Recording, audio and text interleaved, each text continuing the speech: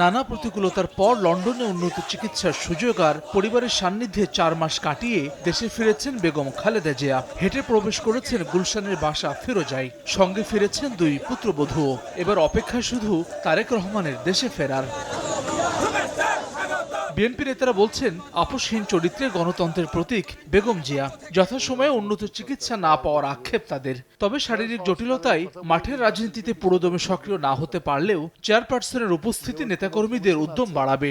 উনি ওনার জীবনে কোনোদিনও রাজনৈতিক প্রশ্ন আপোষ করেন নাই, যার পরিপ্রেক্ষিতে ওনাকে হেঁটে জেলে যেতে হয়েছে, হুইল চেয়ারে জেল থেকে বের হইতেছে হাসিনার নির্যাতনে। যে সময় চিকিৎসায় গেলে হয়তো সম্পূর্ণ সুস্থ হয়ে আসতে পারতেন, কিন্তু এত দেরি হওয়াতে আজকে উনি কিন্তু সম্পূর্ণ সুস্থ হয়ে আসতে পারেনি। ওনাকে কোনোদিনই বাংলাদেশ থেকে দূরে রাখা যায় নাই।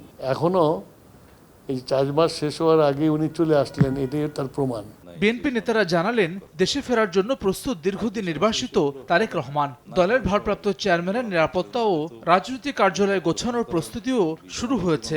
তার ফেরার পরে এখানকার অবস্থান, রাজনৈতিক কার্যালয়, তার সিকিউরিটি কিভাবে কি করা হবে ইত্যাদির আয়োজন আমরা শুরু করে দিয়েছি।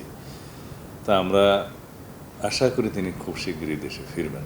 তারেক রহমানের সহধর্মিণী ডাক্তার জোবাইদা রহমানকে ঘিরে কর্মীদের মাঝে বাড়তি উন্মাদনা দেখা গেলেও নেতারা জানান, এখনই রাজনীতিতে অংশ নিতে আগ্রহী নন তিনি। জোবাইদা রহমান ১৭ বছর পরে দেশে ফেরত আসছে এই হাসিনা নির্যাতনে, তাকে পর্যন্ত জেল দেওয়া হয়েছে।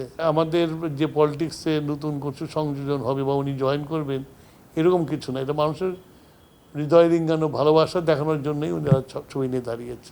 খালেদা জিয়ার দেশে ফেরা গণতন্ত্রের পথে উত্তরণে ভূমিকা রাখবে বলে আশা নেতাদের।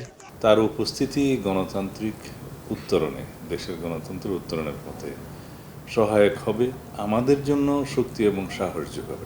হাসান ওয়ালি, সময় সংবাদ, ঢাকা। নির্দেশনা দিবেন এই দেশবাসী।